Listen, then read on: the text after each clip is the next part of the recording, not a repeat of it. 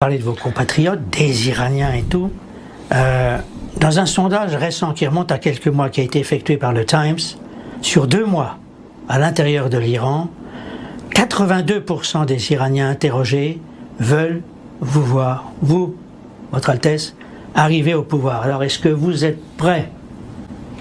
Vous savez, arriver au pouvoir, c'est déjà mettre la charrue devant les bœufs. Moi, ce que je pense, c'est par contre mon rôle de transition. Et vous avez un programme. J'ai un programme pour la transition, c'est-à-dire non seulement d'ici jusqu'à la chute du régime, mais aussi comment on ménage cette transition. Il est important de convaincre non seulement nos concitoyens, mais aussi le monde entier, qu'après la chute de ce régime, il n'y aura pas une, permettez-moi l'expression banale, la pagaille. Ce sera plus qu'il y a vraiment, c'est pas comme la chute de Saddam Hussein en Irak, qui était très mal gérée à l'époque par l'administration américaine.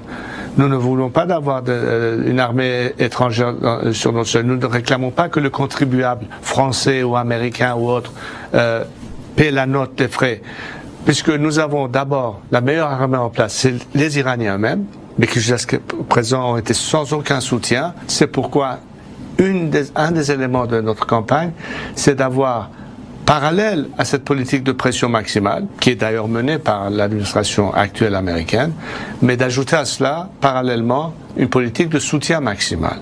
Pourquoi ? Parce que c'est la pression de l'intérieur, avec cette pression extérieure, qui peuvent nous mener à la chute du régime. Mais aussi, juste après la chute du régime, d'avoir un plan de transition, c'est-à-dire le gouvernement provisoire, qui gère les affaires du pays temporairement, la préparation pour les élections à une assemblée constitutionnelle qui, elle, est chargée de trancher sur le dossier de l'alternative future. Mais le but final, ce serait un régime laïque. Absolument, c'est une des conditions, préconditions à la démocratie, la séparation claire et nette du clergé de l'État.